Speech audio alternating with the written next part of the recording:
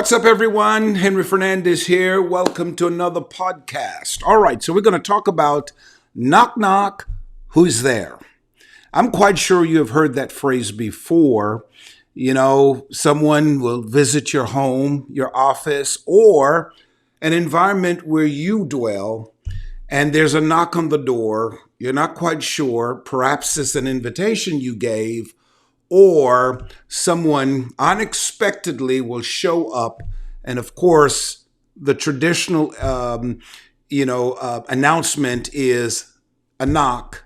And then your response is always going to be, who is there? Because you want to really make sure you know who you're going to invite in your space, especially during these days that we're living in. So I want to build on that concept today. Let's talk about your life. Your life. You have spent many years building your life. You have been through so much life experiences. You have had a lot of losses, made so many sacrifices. Experiences have made you wiser. Therefore, now is not the time for you to just allow any person to enter your life. Now, I want you to know that people will enter your life two ways. Number one, they'll enter your life by their own invitation. They will somehow introduce themselves to you. They will, whether it is a lunch date, whether it is a coworker on the job, casually meeting, and then you guys kick it off, if you will. They will do it through the introduction by a friend, someone or a family member. In other words, they invite themselves into your life. And number two, you give them an invitation. There's only two ways they come into your life. You're dating someone, you're married to someone, you've befriended someone has become a close friend to you. They came to you either by their own invitation or you invited them. I want that to settle in for a moment. There's only two ways people can enter your life. And remember, I already told you that you have spent so many years building where you are right now. Many of you, it took you sleepless nights. It took you trials and errors. It took you a lot to get to where you are now. Maybe you are a single person or a married person. You've achieved a lot, especially when you're a certain age. You've accomplished a lot. You've made dumb mistakes in your teens, in your young adult age. And now you have built a career, you have built a savings, you have built a safe space, you have built a drama-free life, because let's just be honest, man. There's so much drama going on. I mean, I don't know if you're like me, but when you listen to some people, the drama that's going on in their lives, you just have to say, I don't even want to be a part of that. So you have built your life up. You're at a place now where your foundation is solid. You may not fully complete, your dreams, but at least your foundation is strong. So anything you build from here, it's got to be successful, right? You have got to make sure that you check out every person who is inviting themselves into your life. And boy, you got to make sure that you know what you're doing when you're inviting people in your life. So the knock will come. And the knock will come in several ways. People will come and they'll say, I like you, whether it is for an intimate relationship, whether it is for I want to do business with you, I want to befriend you, and so forth. There's always going to be a knock. It doesn't have to come from the opposite sex. It can come from people who, like I said, just want to do business with you, just want to be your friend, just want to come hang out with you, and so forth. You have to be careful now, because I would hate to know that you have built such a strong and powerful life. You have gotten to a place now where you've gotten over the setbacks, you've gotten over the hurts, and you're at a good place. I would hate to know that at this good place, you have allowed people to invite themselves in your life and you didn't do a background check. You didn't do a background check, right? Whenever my staff, my senior staff members are hiring people, I always tell them we have a policy. We always do a background check. Now we're a ministry, and then of course the University of Fort Lauderdale, which I'm wearing their T-shirt here. The University of Fort Lauderdale, whenever we're hiring people, it's a policy. We do a background check on everyone because we want to make sure that the person that we're hiring, that their background would not become a liability to the institution. You have to make sure, likewise, that the people who are inviting themselves in your life, that their background will not become a liability to you. Are you hearing me?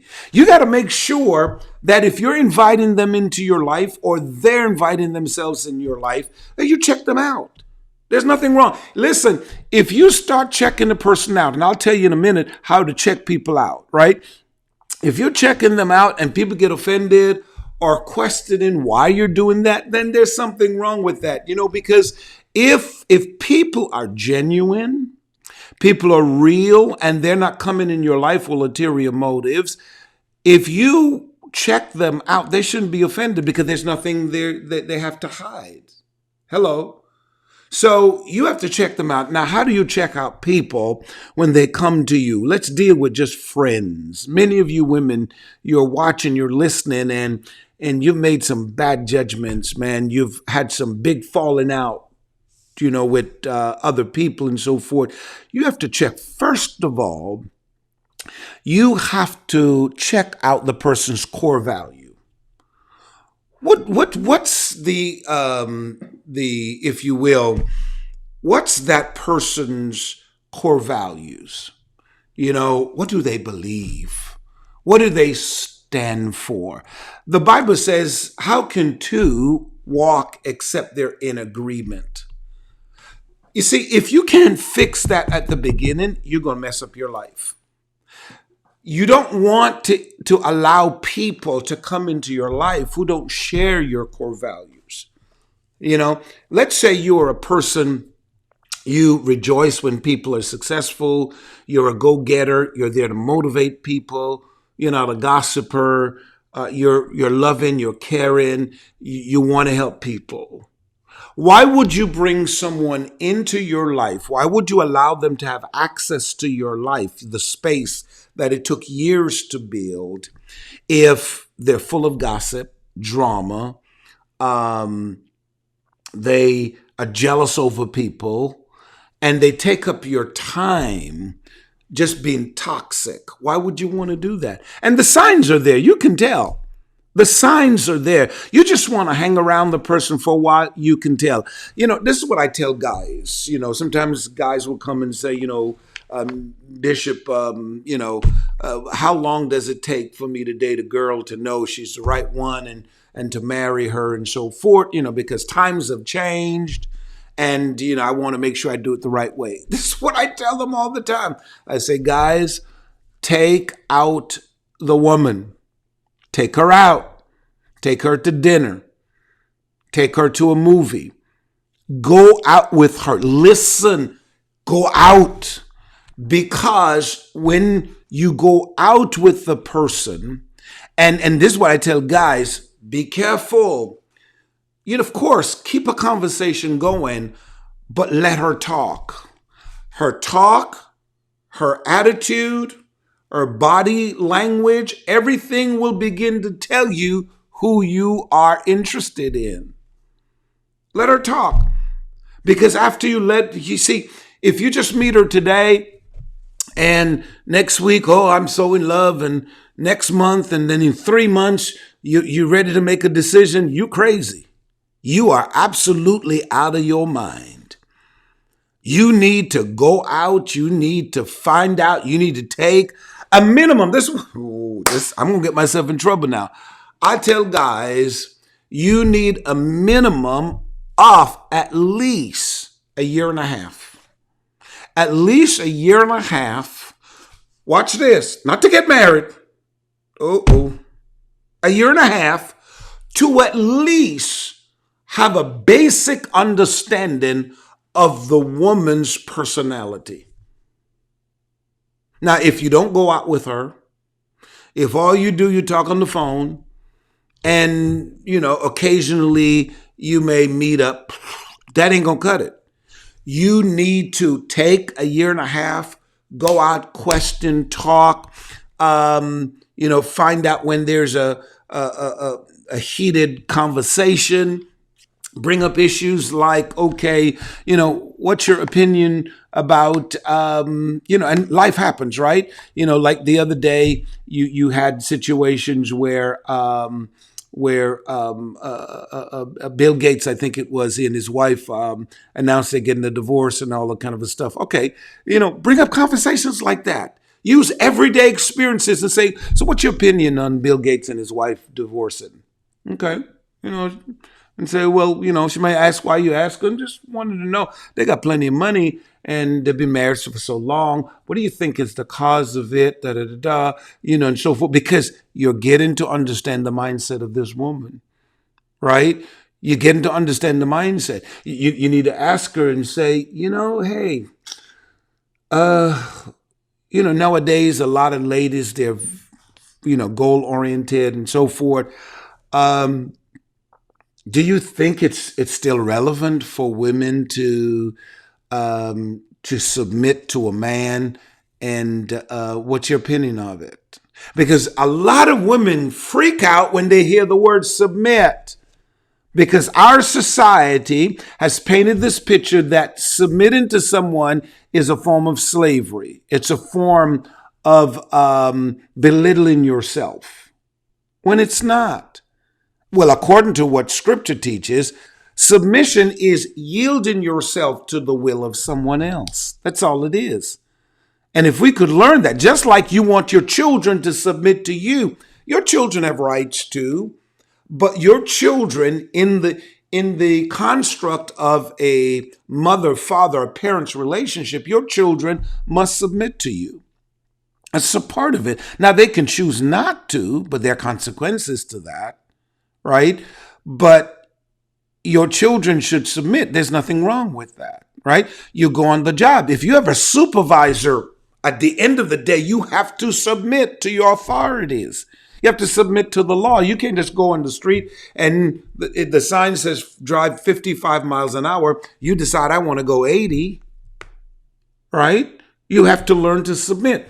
You have to talk these things out, because you will get to find out the mindset of this woman, because this woman may start talking and say, well, I have submitted to no man. I think those things are outdated and so forth. And, all the drama. Then you can make a decision, because now you can say, do I really want to bring the person in my life because we're not on the same page? We don't share the same core values. Same thing for men. Women, you're inviting, a man is inviting himself into your life. You have to do the same thing. You have to see, what is his core values? Like, for example, what's his intention? What does, talk to him, go out with him, find out, okay, so how many relationships you've had? Are there any children? Okay, so if he says he's got children and so forth, okay, do you care to talk about what happened? He says, no, I don't want to talk about it. And so forth. Find ways to indirectly pull from him his opinion of his ex. Because if a man start dogging out his ex before you, she is trash, she's this, she's that, and start blasting her, beware. Your antennas should be up. Now, she could be crazy, yes, I get that. But you have to be smart enough to know that, okay, what's his side of the story? Not based on what he will tell you, what's the truth about his side of the story? Because if he can do her that, maybe if your relationship don't last with him, He's going to do you the same. Hello. He's going to do you the same. So you have to, when people come knocking, don't get so excited about appearance and presentation. The appearance of the man or the woman, the appearance of the business associate, the appearance of whomever, the appearance, I should say, of whomever it may be. Don't get caught up in that and their presentation, because they may look good or not look good, but the way they present themselves, the way they can articulate, the way they, they impress you. Come on now. You need to check that person out. And, if you're at home, especially in this day and time, if you're at home and there's a knocking on your door, even if, let's say you are expecting a guest, right?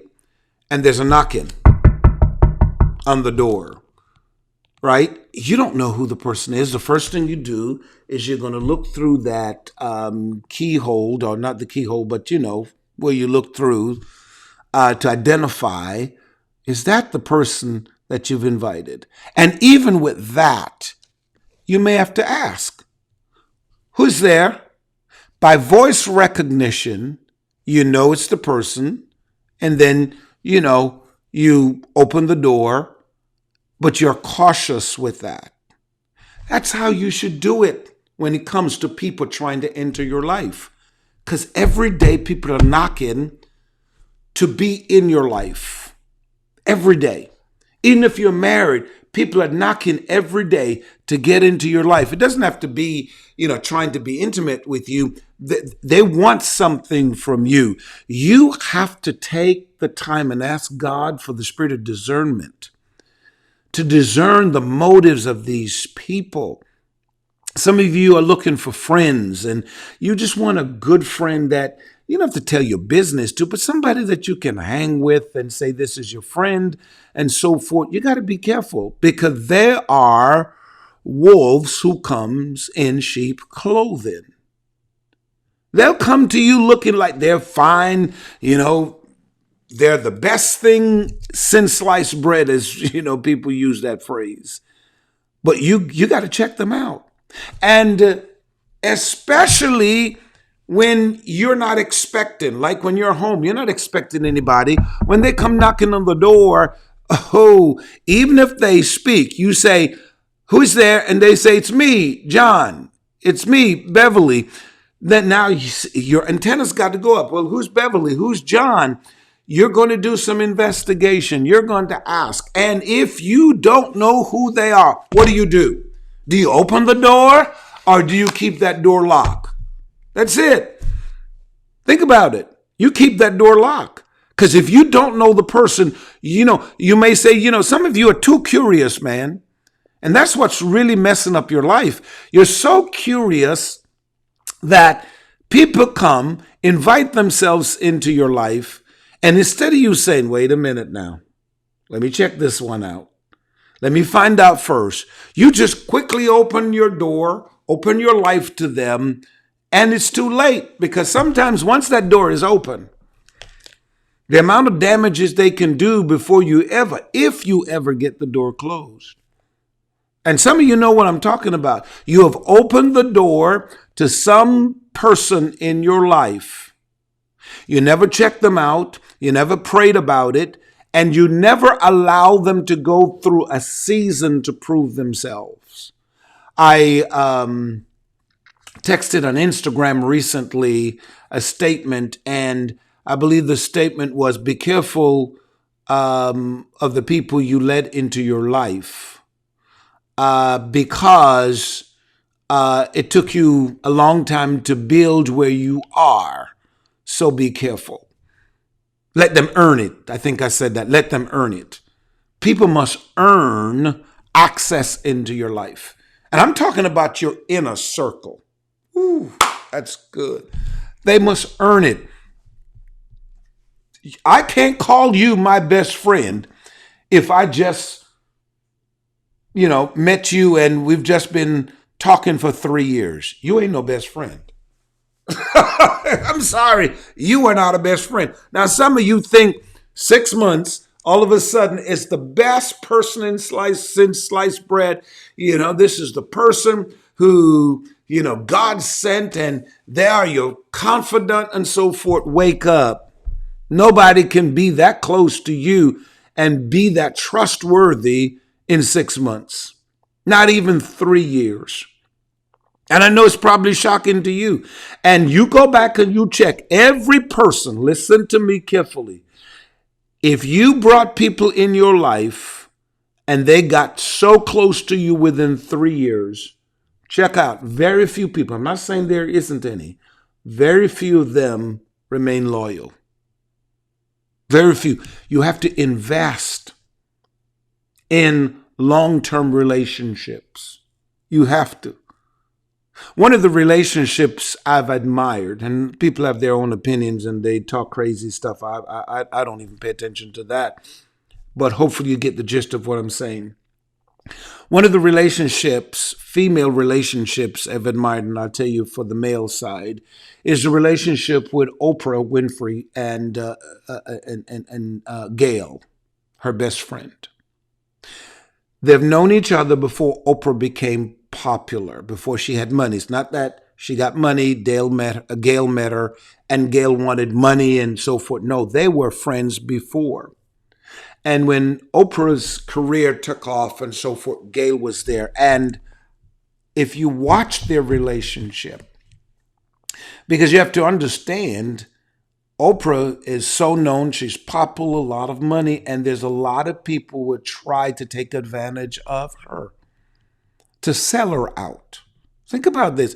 One of the things you need to understand, the more you become successful, the more you have money, is the more people will try to target you and take advantage of you. And Gail has been a loyal friend to Oprah, and Oprah's been a loyal friend to Gail. It didn't happen overnight.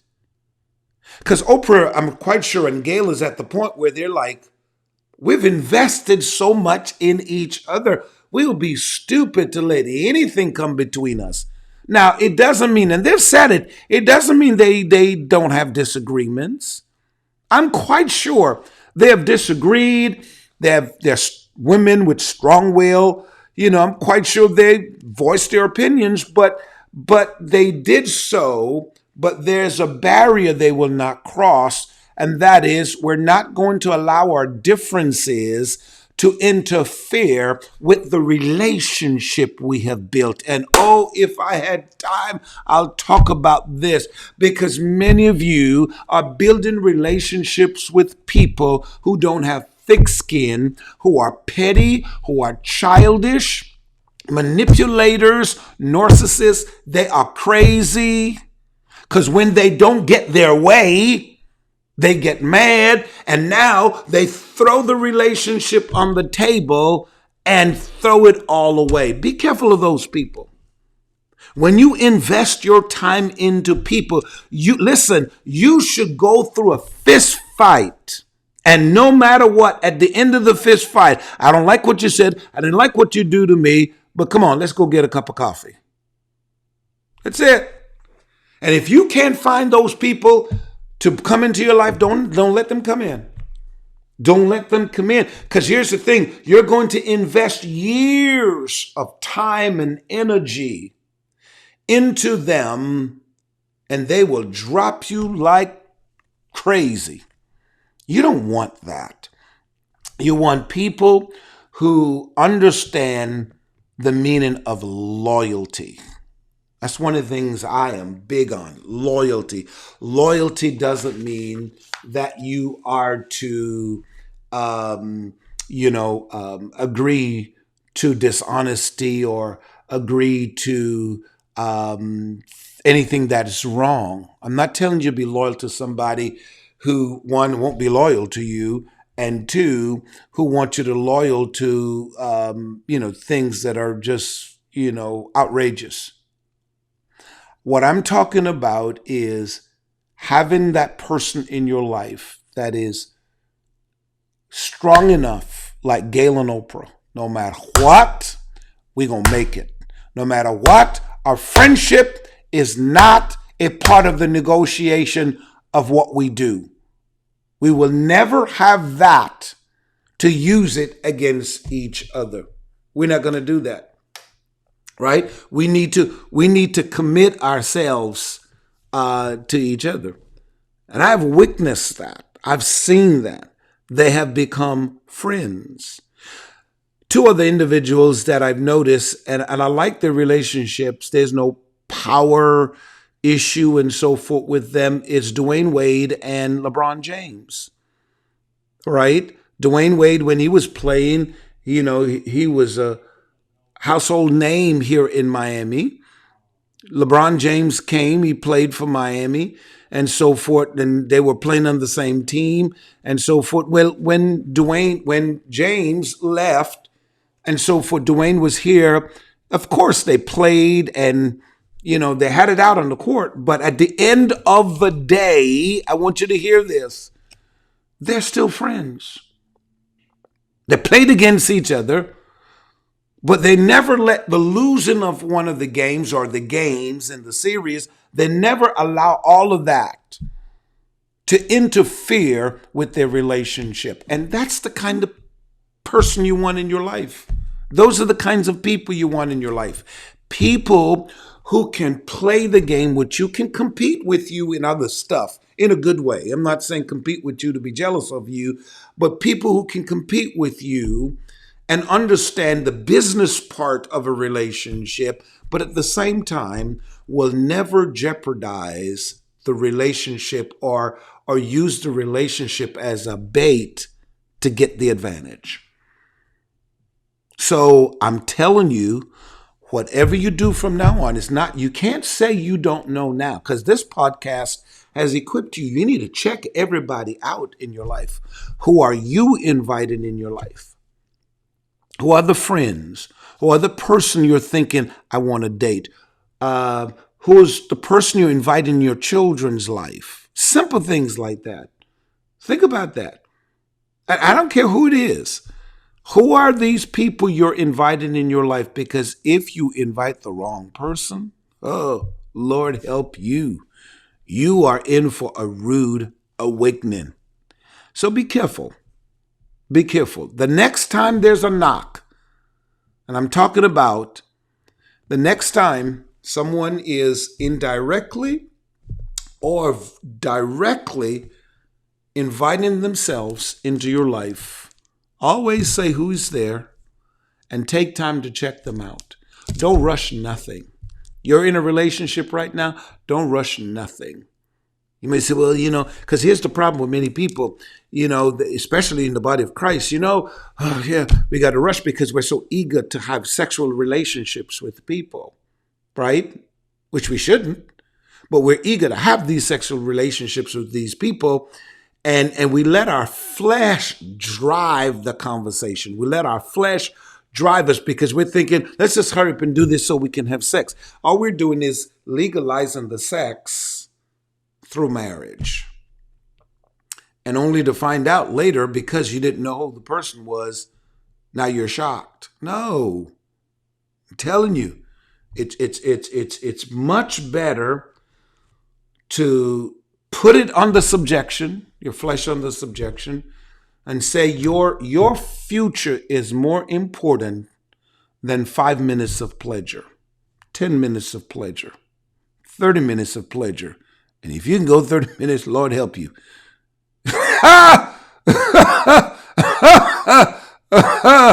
Oh, Jesus. Okay, think about that for a moment. Even if it's 30 minutes, why would you sacrifice your future for just 30 minutes of pleasure? Be careful who's at the entrance of your life. Check them out. Always ask who's there. And make sure you really know who it is before you invite them in. Thank you so much for spending this time with me. Please let me know what you think about the podcast. I would really love to hear from you. Make sure you make your comments. Make sure you forward it to a friend, a family member. Ask them to be a part of it. show them where to get it and to watch it and to listen to it and so forth. I really appreciate your partnership with me. Until next time, Henry Fernandez saying, see you.